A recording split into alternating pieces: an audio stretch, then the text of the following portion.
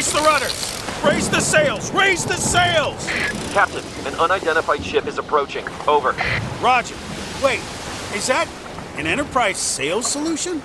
Reach sales professionals, not professional sailors. With LinkedIn ads, you can target the right people by industry, job title, and more. We'll even give you a $100 credit on your next campaign. Get started today at linkedin.com/results. Terms and conditions apply. The First Lady of New York Radio, Joan Hamburg. Entertaining and informative. Talk Radio 77 WABC. Welcome to the Joan Hamburg Show, and a real treat for you today. Wonderful actor Andrew Polk, who's probably one of the busiest working actors that I know, is doing and has done everything from Broadway to television to you name it. Andrew has done it. And he's now co-starring in a new movie with Anthony Hopkins and Anne Hathaway and Jeremy Strong called Armageddon Time. And it's a really interesting film. It makes you think a lot. It's about a group of kids and how certain things that happen in your life at that time can change the course of your life. The young stars are dealing with issues that you don't really think about that sixth graders might be dealing with. And Andrew, in this film, plays a sixth grade teacher called Mr. Turkeltaub, teaching at a public school in Queens, New York. And it's written and directed by James Gray. And it's his autobiographical story and what it's like growing up in a middle-class Jewish home in Flushing. And I'm sure that if they looked at Flushing today, the heart of Chinese restaurants, they wouldn't realize this was their Flushing. And your character, Andrew, was a teacher who really had an impact upon some of these lives where they didn't forget them even today. So for you, in terms of this film, how did it come about? Your agent called or you knew about it, wanted to go for it? Sure. My agent called. I had an audition for it, and I was very excited because it was James Gray, whose work I was a big fan of. Mm-hmm. I somehow tapped into something really very real when I auditioned, and I'm glad that James Gray and I seemed to be on the same page there, and I was cast, and later learned about that incredible cast that I got to be part of, and that's how it came about. And after you read the movie, yeah. Now you grew up in California, but right. A friend of yours, an actor too, yeah, actually grew up where this movie took place in Flushing. Yes, I read the script. First of all, the script was clearly brilliant, right off the page. You're like, wow, this is fantastic and rich and complex, and you don't run across scripts that well written very often.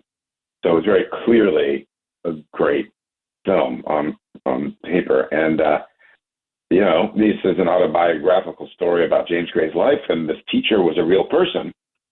And so I called my friend Amy Ryan, who's a very dear friend of mine, and I knew she grew up in Queens and near Flushing, and I said, look, it says here in the script, PS 173 is where it takes place.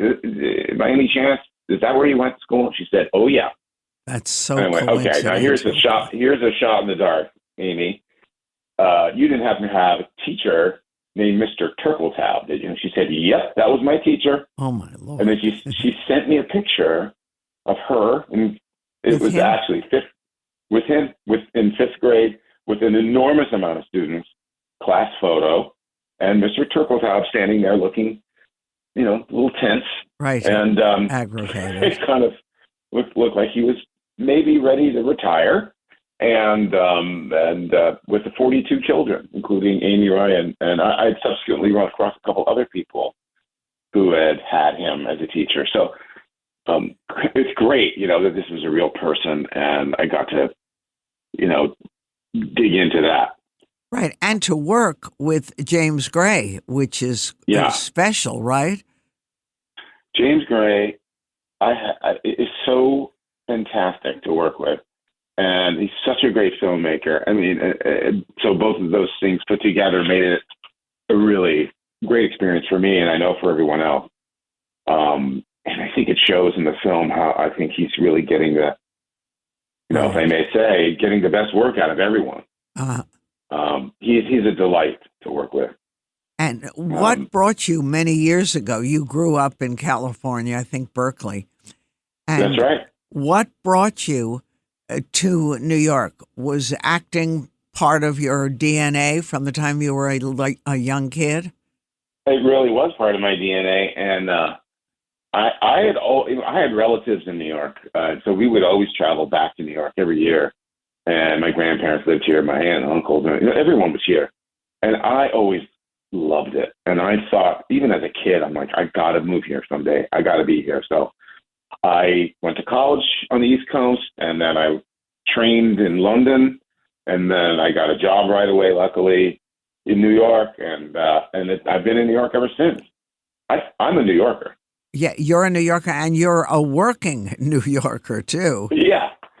Yes, knock on wood. Yes, it's great. I'm very fortunate. No, and you live here, I mean, which is interesting, because so many actors I know have to bite the bullet and go back to L.A., which they're always apologizing for, but...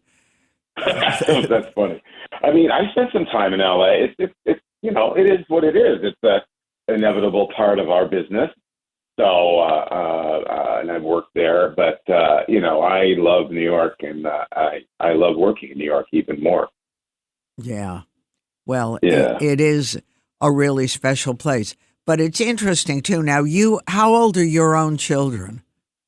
Well, interesting you should ask that. My children are 11 and 8. So they're close to what the kids, some of the my kids daughter are. is exactly the age of the kids I was teaching in the movie, and I think it was there was a sort of a quality of sitting on your last nerve that I, for some reason, was able to tap into for this role pretty easily. So I didn't have to do too much stretching, and when you're playing a role where you're trying to teach 42 kids, every subject, including Jim, with no teacher's aid. It was a time, and the movie was during a time, it was like 1980, when there were big budget cuts in the school system. Immigration had just sort of happened, and teachers were being asked to do so much. So there was a quality of corralling and being with kids that age that felt pretty natural to me.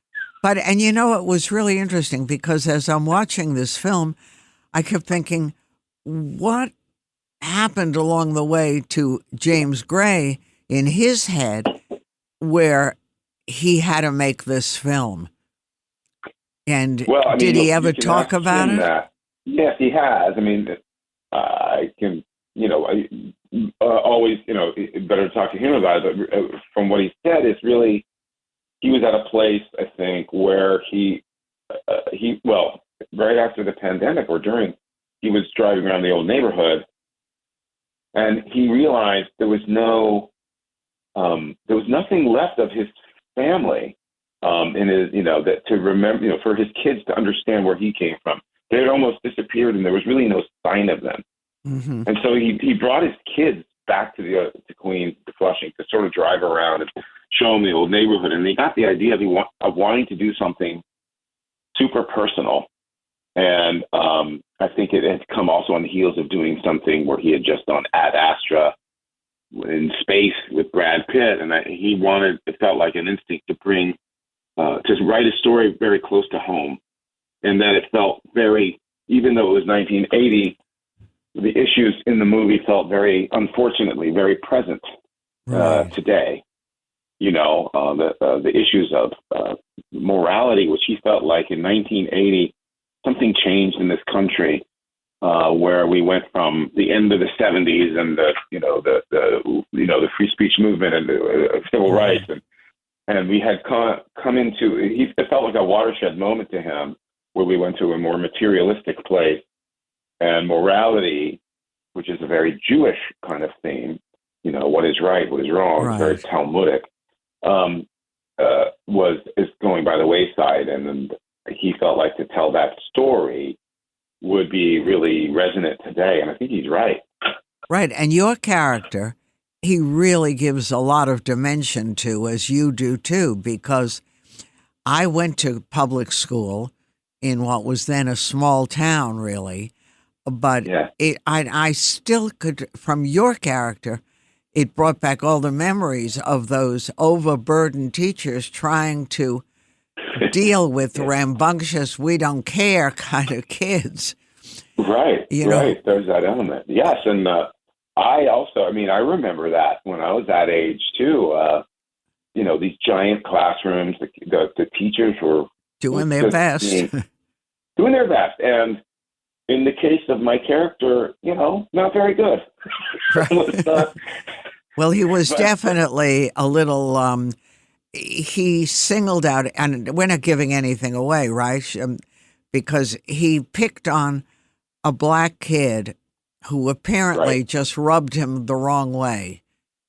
And Right. you didn't know whether to feel sorry for him, which I varied in my feelings, or to say, hey, what's with you? But Right. so, Right. And I think yes, and I think a lot of people have mentioned that to me, and I'll let everyone make their own judgments about what if Mr. Turkeltaub was, racist or just overworked. But I think I can say that it was real, and it really happened to James Gray, and the people who came to those schools without a safety net, who weren't as protected. were in a different. There was no one to catch them. There was no. It was almost like they said, "Let's have integration in our schools," and there was no thought about how to do it. There weren't the resources to catch people and see them where they were, and I think it's kind of important because that's, I think, unfortunately, an issue today. Yeah. And so you can see the two kids, the black kid and the white kid, the Jewish kid, just slowly drift apart and go their separate ways. And it's funny, I had the same thing happen to me when I was a kid. In California. A very good friend of mine in grade school who was black, and you don't even know what happened. You just kind of drifted away. Uh-huh. And you know what I mean? So it really hit home for me, that situation. Right, I'm sure. And you make it very real as the teacher. And the movie got a lot of appreciation and did very well. It made the Cannes Film Festival. Was that thrilling That was for great. you? Must have Such been. a thrill. It was a thrill, it was just, unfortunately, I saw the movie for the first time while I was sitting at that big theater at Cannes. And all I could think of was, that's my big face up there at Cannes. I'm in Cannes. I'm in Cannes. So I wasn't really seeing the movie. I didn't, and I saw it again at the New York Film Festival where it premiered. And it did well there. Great. It was, and it was a different experience for me because I actually got to see the film and saw it. Could see it and not just say, It's a I'm in beautiful Cannes. Yeah, that's all I could think of. I'm in Cannes. There's my face. I'm in Cannes. There's my face. And there's a lot of people taking pictures. And the red carpet is even crazier than you think it is there.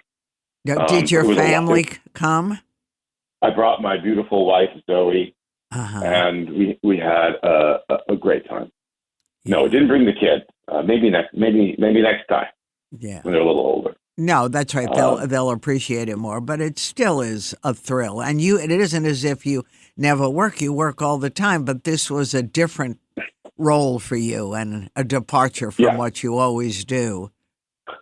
I think so. Yes, which is also always great to be, not doing the same thing, and being in a film this cohesive and this well done, where it's an ensemble piece, and everyone seems to be really moved by it. and talking about it. Right. It's very gratifying to be part of that. I bet. Did your kids ultimately see it? No, I am not going to let my 8-year-old see it, but my 11-year-old, I'm going to let her see it. Yeah. Well, that should be interesting. Yeah, right. Yeah, because she's of the age where, it's really a movie about like being a kid and for the first time seeing the world and having to make really big decisions about what you feel about the world.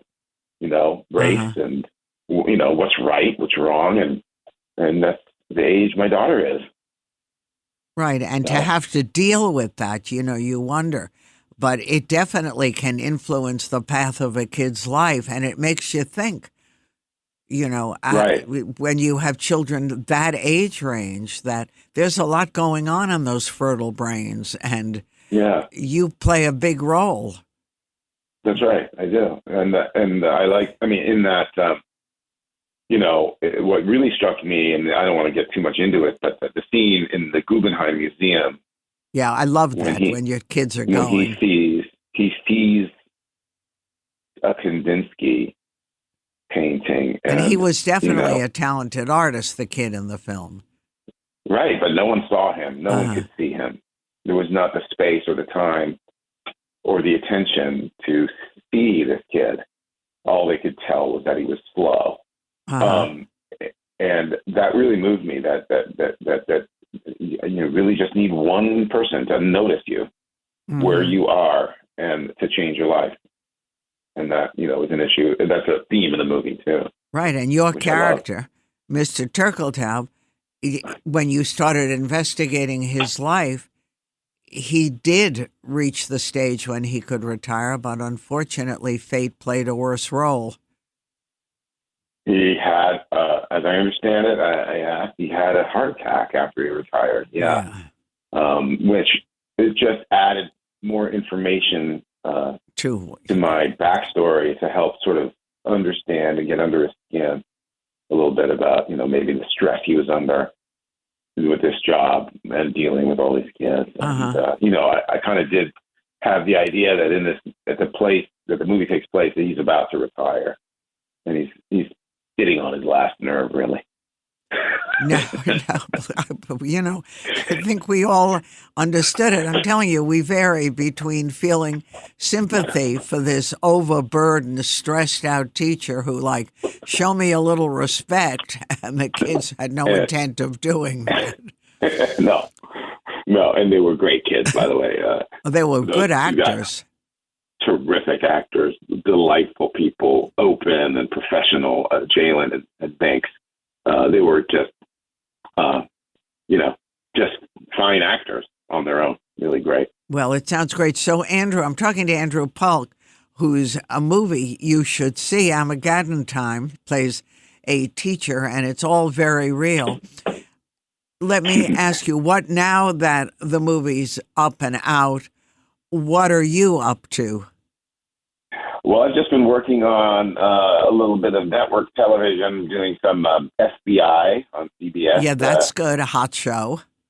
Hot show. So I just finished wrapping some of that, and I think there's an episode of Mrs. Maisel that I did that's going to come out for season 5, and then there are also a couple of movies I did that haven't come out yet that are about to come out. That's going to be interesting. One is called Space Oddity, directed by Kira Sedgwick with Kevin Bacon. Oh, that's fun. And another independent movie I did this summer called Peas and Carrots, which is a really fun movie. And then also another movie about Sister Cabrini, which I did with John Lithgow and David Morse, which hasn't come out yet. So, looking forward to that stuff too. All right, there's a lot. And after you finish doing this movie, Armageddon Time, did I look at your own kids? Is their worlds a lot different from the world of 1980?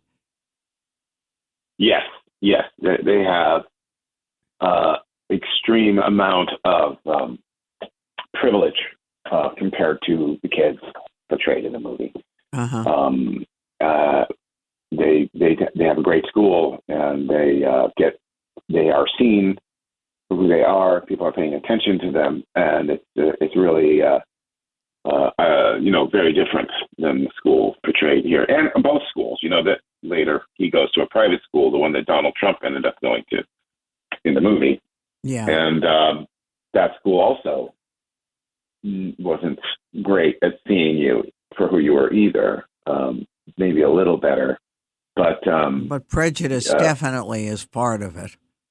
Yes, I think there's so much more in the school my kids go to. Thankfully, so much awareness about diversity and equality. That's a big thing there, and I think they're definitely putting their not just talking about it, but actually doing it. So I'm really happy with that. Well, you did a great job, and it's a very moving film, and it's got a lot of powerful messages too, which we don't always get to see in a film. Right. So, good and you job. know what? Wow. I think it's funny. I think it's funny too. I mean, I think some people forget there's some parts that are really funny in the movie. It's not just because the characters we can all relate to, whether it's a 11, 12-year-old boy or a harassed, overworked teacher or parents who are trying to do the best they can do, and they also have limited means. So someone can relate to almost everything in this film, and it makes a difference. So congratulations. All the best to you, Andrew, and we'll talk again. Thank you, Joan. Always nice to talk to you. Enjoyed it. Good luck. I'm Joan Hamburg, and you're listening to WABC. That was Andrew Polk. Armageddon Time, and much more after this.